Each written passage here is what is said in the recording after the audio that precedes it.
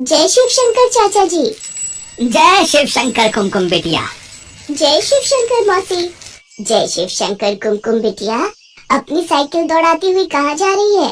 मौसी, शिव मंदिर जा रही हूँ। आज सोमवार है ना, तो भगवान भोलेनाथ का दूध से अभिषेक करूंगी और खीर का प्रसाद भी बनवाना है।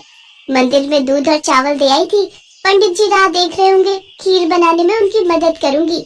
जीती रहे बेटी, सचमुच कितनी प्यारी बच्ची है। भगवान शिव की कितनी पूजा करती है। इसके लिए अच्छा सा लड़का मिल जाए और इसकी शादी हो जाए तो इसके माता पिता की चिंता दूर हो जाएगी। कुमकुम एक पढ़ी लिखी संस्कारी लड़की थी। वो बचपन से ही भगवान शिव की बहुत पूजा करती थी। कुमकुम को ये संस्कार अपने माता पिता से ही मिले थे। ये लो माँ, ये लो बापू, खीर का प्रसाद। अच्छा, मैं राधा के घर जा रही हूँ। सुबह से उसने कितनी बार बुलावा भेज दिया। सुनो जी, कल कुमकुम की सहेली राधा की शादी में भी जाना है। कुमकुम अपनी सहेली के घर चली जाती है, पर उसके पिता का चेहरा उदास हो जाता है और वो फूट फूट कर रोने लगते हैं। सुनो जी, अगर आप ऐसे रो दोगे तो मुझे भी रोना आएगा। क्या आपको भगवान शिव पर भरोसा नहीं है? वो हमारी कुमकुम को कुछ नहीं होने देंगे, उन पर भरोसा रखो। कुमकुम का जन्म भगवान शिव के आशीर्वाद से ही हुआ था, फिर भला वो उसे कुछ कैसे होने देंगे? हम सब तो ईश्वर की संतान हैं। हमारी कुमकुम तो भगवान शिव की बेटी है। वो उनकी इतनी पूजा पाठ करती है तो वो उसे उसका फल अवश्य देंगे। हमने बचपन से ही भगवान शिव के प्रति कुमकुम की आस्था को जगाए रखा है। हमारी बेटी अल्पायु नहीं, दीर्घायु है। पर सोमलता, पंडित जी के कहे अनुसार हमारी पुत्री की कुंडली में भारी संकट है, जिससे उसकी... बस और कुछ मत बोलो। मुझे भगवान शिव पर पूरा विश्वास है कि वो हमारी कुमकुम को प्रत्येक संकट से बचाएंगे। 20 वर्ष की आयु में कुमकुम के जीवन पर एक भारी संकट की आशंका थी। कुमकुम की कुंडली में भी कुछ ऐसा ही लिखा था, जिस कारण उसके माता पिता सदैव चिंता में रहते थे। सब लोग राधा की शादी में पहुंचते हैं। मौसी जी, अब तो मेरी भी शादी हो रही है। आप कुमकुम के लिए भी एक अच्छा लड़का ढूंढकर इसे ब्याह दो। नहीं, मुझे शादी नहीं करनी। मैं अपने माँ बापू को छोड़कर कहीं नहीं जाऊंगी। बेटियां तो पराई होती है कुमकुम, उन्हें अपने माता पिता का घर छोड़कर अपने ससुराल, अपने राजकुमार के साथ जाना ही होता है। ठीक है, मेरे लिए कोई राजकुमार आएगा तो मैं चली जाऊंगी, ठीक? इस बात पर वहाँ खड़े सब लोग हंस देते हैं और कुमकुम भी खूब हंसती है। कुमकुम की माँ अपनी बेटी के चेहरे पर शादी के लिए खुशी देख रही थी, पर कहीं न कहीं वही डर फिर से था। राधा की शादी हो जाती है। कुछ दिनों बाद गांव की एक बस अमरनाथ यात्रा पर जा रही थी। कुमकुम के माता पिता ने उसके चाचा चाची के साथ अमरनाथ यात्रा पर जाने की आज्ञा दे दी। 2 दिन बाद कुमकुम का जन्मदिन था। इसी चिंता में उसके माता पिता भगवान भोलेनाथ का ध्यान कर रहे थे। उधर कुमकुम अपने चाचा चाची के साथ अमरनाथ की यात्रा के लिए चढ़ाई आरंभ करती है। हाँ कुमकुम, थोड़ा पहाड़ से किनारे से हटकर चलो। ठीक है चाचा। चाची जी, आपको ठंड तो नहीं लग रही? मेरे पास एक गर्म स्वेटर और है, दूं? हाँ दे ही दे। और कहीं चाय मिल जाए तो थोड़ी देर बैठकर चाय पी लेते हैं। ठीक है, तुम दोनों यहाँ बैठो, मैं सामने कैंप से चाय लाता हूँ। कुमकुम के चाचा चाय लेने के लिए चले जाते हैं। कुछ देर बाद वो आगे की यात्रा तय करते हैं। रात हो रही थी। कुमकुम के चाचा चाची और कुमकुम एक कैंप में रात गुजारने के लिए रुक गए। कुमकुम, जन्मदिन की ढेर सारी मुबारक। आज तुम्हारा जन्मदिन है और तुम पूरे 20 बरस की हो गई हो। जीती रहो बेटी, भगवान शिव तुम्हें लंबी आयु प्रदान करे। शुक्रिया चाचा जी, शुक्रिया चाची जी। चाचा जी, मैं थोड़ी देर आसपास घूम लूं? ठीक है बेटी, पर ज्यादा पहाड़ के किनारे पर मत जाना। कुमकुम आसपास का वातावरण देखने लगती है।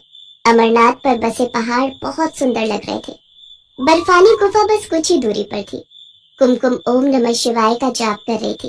हे शिव शंकर, आज आपके आशीर्वाद से मैं आपके परम धाम अमरनाथ की यात्रा कर रही हूँ। आज मेरे जन्मदिन पर मुझे आशीर्वाद दो भगवान। अगली सुबह कुमकुम और उसके चाचा चाची आगे का रास्ता तय करते हैं। ऊंचे ऊंचे पहाड़, नदियाँ देखकर कुमकुम का मन बहुत खुश हो रहा था। तभी कुमकुम का पैर पहाड़ के किनारे से फिसल जाता है और वो चिल्लाती हुई नीचे खाई में गिर जाती है। उसके चाचा चाची का रो रो कर बुरा हाल था। अरे कोई मेरी बच्ची को बचाओ। हे भोलेनाथ, मैं अब भैया भाभी को क्या जवाब दूंगा? हे शिव शंभू, आज कुमकुम बिटिया का जन्मदिन है। भैया भाभी को जिस बात का डर था, अगर वो बात सत्य हो गई तो आप पर कौन विश्वास करेगा भगवान। कुमकुम तो आपकी बहुत पूजा करती है, आप पर बहुत विश्वास करती है। उसने अभी इस दुनिया में देखा ही क्या है।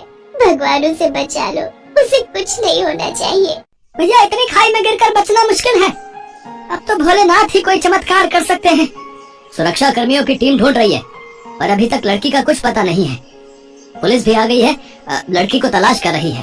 सब लोग कुमकुम को तलाश रहे थे पर वो कहीं भी दिखाई नहीं दे रही थी। उधर कैलाश पर्वत पर माँ पार्वती भगवान शिव से बोली, प्रभु कुमकुम आपकी बहुत भक्ति करती है, उसे जीवन दान दीजिए, उसकी रक्षा कीजिए।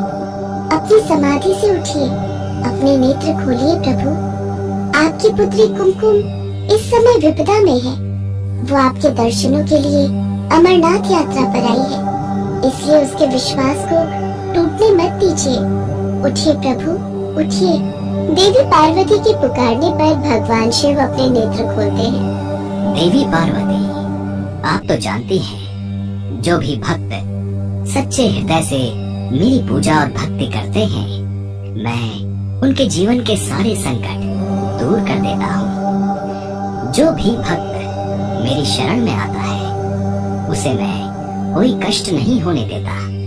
कुमकुम ने सदैव मेरी पूजा और भक्ति की है, मैं उसके जीवन पर आया संकट दूर करके आज उसे दीर्घायु प्रदान करता हूँ। कुछ देर बाद कुमकुम झाड़ियों के बीच बेहोश पड़ी दिखाई देती है। उसे जरा सी भी खरोच नहीं आई थी। ये देखकर सब लोग हैरान रह जाते हैं। कुछ देर बाद कुमकुम को होश आता है। सब लोग इसे भगवान शिव का चमत्कार मानते हैं और ओम नमः शिवाय का गुणगान करते हैं। कुमकुम अपने चाचा चाची के साथ बाबा बर्फानी के दर्शन करती है और उनसे आशीर्वाद प्राप्त करके खुशी खुशी घर लौटती है। कुमकुम के माता पिता को भी सारी बात पता चलती है। वे भी भगवान शिव को धन्यवाद कहते हैं। भगवान शिव की उपासना और पूजा से आज कुमकुम को नया जीवन दान मिला था। सब लोग भगवान शिव को धन्यवाद कहते हैं। कुछ समय पश्चात एक बहुत ही संपन्न परिवार में कुमकुम का विवाह हो जाता है। आज भगवान शिव की कृपा से कुमकुम अपने जीवन में बहुत खुश थी।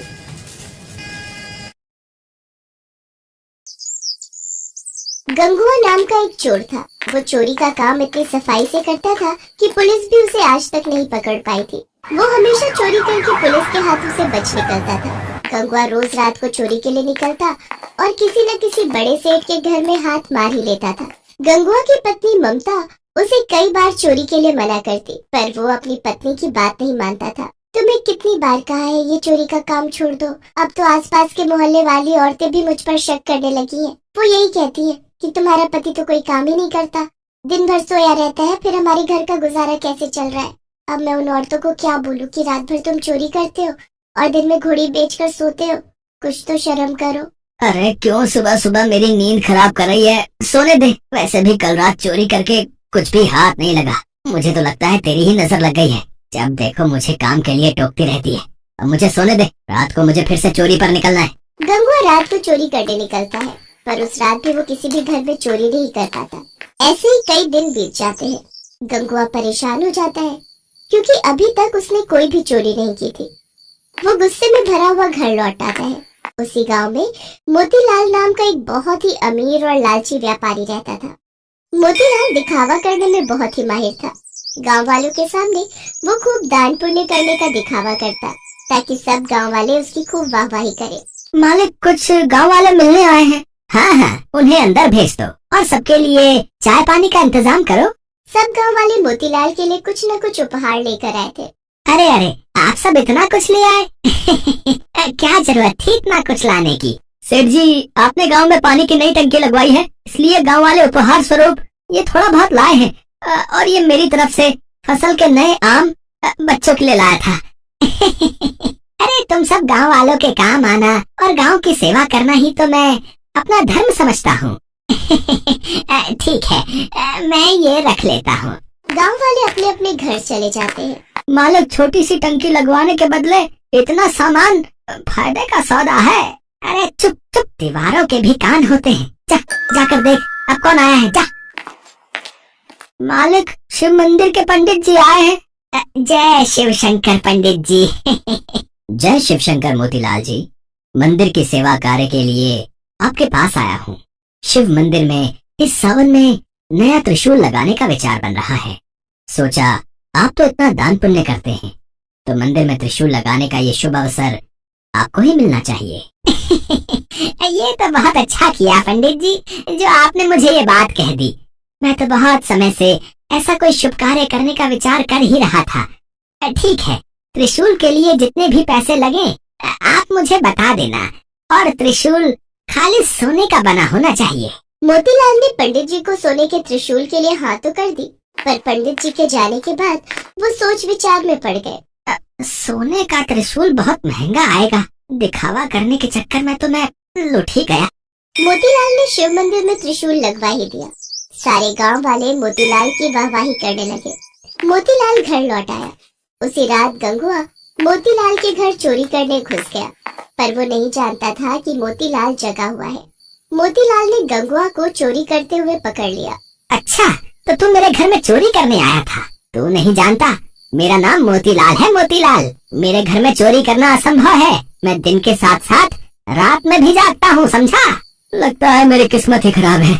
इतने दिनों बाद चोरी करने का मौका मिला और वो भी पकड़ा गया। अब तो ये सेठ मुझे पुलिस के हवाले कर देगा। आज तक मैं पुलिस के हाथों पकड़ा नहीं गया, आज पहली बार मैं पुलिस के हाथों पकड़ा जाऊंगा। अरे अरे, घबरा क्यों रहा है? घबरा मत, मैं तुझे पुलिस के हवाले नहीं करूंगा है, पर बदले में तुझे मेरा एक काम करना होगा। हाँ, आप जो भी कहोगे मैं करूंगा, पर मुझे पुलिस के हवाले मत करो। तुझे शिव मंदिर में लगे सोने के त्रिशूल की चोरी करनी होगी, और वो त्रिशूल मुझे देना होगा। शंकर जी के त्रिशूल की चोरी? पर हाँ, शंकर जी के त्रिशूल की चोरी। तुझे अभी इसी समय त्रिशूल चुराकर मेरे पास लाना होगा, उसके बाद मैं तुझे छोड़ दूंगा। नहीं तो तू जानता है, मैं शोर मचा दूंगा और तुझे पुलिस के हवाले कर दूंगा। फिर पुलिस तुझे महीनों तक नहीं छोड़ेगी। हाँ ठीक है सेठ जी, मैं अभी जाकर त्रिशूल चुरा कर लाता हूँ। गंगुआ उसी रात शंकर जी के मंदिर जाता है और त्रिशूल को चुराकर सेठ मोतीलाल को दे देता है, पर गंगुआ को उस रात नींद नहीं आती। अगले दिन सुबह पूरे गांव में शोर मच जाता है कि शंकर जी के त्रिशूल की चोरी हो गई है। सुनो जी, तुम्हें पता है शंकर जी के मंदिर से सोने के त्रिशूल की चोरी हो गई है। कहीं ऐसा तो नहीं कि त्रिशूल तुमने चुराया हो? मुझे सच सच बता दो, अगर तुमने ऐसा अनर्थ किया है तो भगवान से क्षमा मांगकर त्रिशूल वापस मंदिर में लगा दो। तुम्हें पता है, कभी कभी तो मुझे ऐसा लगता है तुम्हारे पापों के कारण ही आज तक मैं मां नहीं बन सकी। शायद तुम्हारे पापों की सजा हमें संतान का सुख न मिलकर मिल रही है। ममता रोने लगती है। गंगुआ जब ममता को रोते हुए देखता है तो उसे अपने ऊपर बहुत पश्चाताप होता है और वो ममता को सच सच बता देता है। मुझे माफ कर दो, मैं चोरी करने में इतना अंधा हो गया था कि मैंने भगवान को भी नहीं छोड़ा। मैंने अपने आप को बचाने के लिए शंकर जी के त्रिशूल को चुरा लिया और उस लालची सेठ मोतीलाल को दे दिया। अब मैं क्या करूं ममता? तुम पंडित जी को और गांव वालों को सब सच बता दो। डरो नहीं, सेठ मोतीलाल तुम्हारा कुछ नहीं बिगाड़ पाएगा। मैं तुम्हारे साथ चलती हूँ। गंगुआ मंदिर पहुँचता है। वहाँ पर गाँव वालों की भीड़ लगी थी। सेठ मोतीलाल भी मंदिर में ही खड़ा था। सेठ जी, आपने इतने मन से भगवान शंकर के मंदिर में त्रिशूल लगवाया, और देखिए कल रात को चोरी हो गया। सचमुच मैं इन सब बातों के लिए बहुत शर्मिंदा हूँ। पता नहीं चोर मंदिर के भीतर कैसे घुस गया। कोई बात नहीं पंडित जी, भगवान की जैसी मर्जी। अच्छा मैं चलता हूँ, कोई और सेवा हो तो बता देना। कहाँ चल दिए पंडित जी? कहीं त्रिशूल लेने तो घर नहीं जा रहे? क्या मतलब है तुम्हारा? क्या तुम जानते नहीं हो कि त्रिशूल की चोरी हो चुकी है? पंडित जी, चोरी का त्रिशूल सेठ मोतीलाल के घर पर ही है। अगर आप सबको यकीन ना हो तो आप इनके घर की तलाशी ले सकते हैं। ये तुम क्या कह रहे हो? सेठ मोतीलाल बहुत ही धार्मिक प्रवृत्ति के व्यक्ति हैं, और त्रिशूल तो उन्होंने स्वयं ही मंदिर में लगवाया है। तो फिर त्रिशूल इनके पास कैसे हो सकता है? पंडित जी, ये सेठ मोतीलाल देखने में ही धार्मिक है, पर मन से बहुत ही बुरी प्रवृत्ति के हैं। गंगुआ पंडित जी और गांव वालों को बीती रात की सारी सच्चाई बताता है, जिसे सुनकर सब लोग हैरान रह जाते हैं। सेठ मोतीलाल के घर की तलाशी लेने पर शंकर जी का त्रिशूल मिल जाता है। सेठ जी, ये त्रिशूल अब आप ही रखो। आप अब इस त्रिशूल को मंदिर में लगाने के अधिकारी नहीं है। भगवान तो श्रद्धा के भूखे होते हैं। यदि आपका मन नहीं था दान पुण्य करने का तो आप हम सभी को साफ साफ कह देते। ये दिखावा करने की कोई आवश्यकता नहीं थी। आज के बाद इस शिव मंदिर में आपके दिए पैसों का चढ़ावा नहीं चढ़ेगा। और पंडित जी, हम गांव वाले भी सेठ मोतीलाल के हाथों से कोई धर्म कर्म के कार्य में मदद नहीं लेंगे। हाँ, हर कोई सेठ मोतीलाल के खिलाफ हो जाता है। सेठ मोतीलाल अपना समूह लेकर घर चला जाता है। हे भोले शंकर, आज मैं आपके सामने ये प्रण करता हूँ कि मैं आज के बाद कभी भी चोरी नहीं करूँगा, हमेशा मेहनत की रोटी कमाऊंगा। गंगुआ, तुमने बहुत ही ईमानदारी का काम किया है। देखना, भगवान भोलेनाथ तुम्हें इसका फल अवश्य देंगे। उस दिन से गंगुआ ने चोरी करना छोड़ दिया। अब वो मेहनत मजदूरी करता था। ममता भी गंगुआ को मेहनत मजदूरी करते देख बहुत खुश थी। कुछ समय बाद ममता माँ बन जाती है और एक बहुत ही सुंदर बच्चे को जन्म देती है।